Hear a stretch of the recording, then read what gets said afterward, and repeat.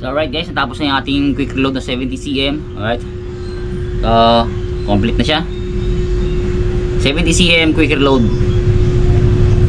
Ayan, meron na siyang double bungee supporter. Alright, so good to. Napakaganda itong gamitin guys pagka panggabi, lalo pag dalawasan ng danggit. Alright, makakarami na talaga nito.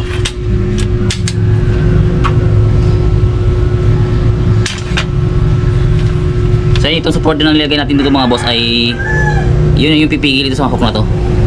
Itong hook na to. So hanggang dyan na yan siya. Uurumay siya ng konti. Ayan, pero hindi na siya aabot dito.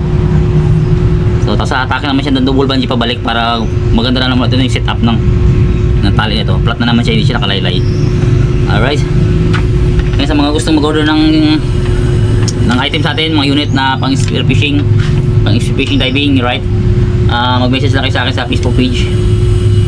Ayan. Shipment natin to ay LBC at saka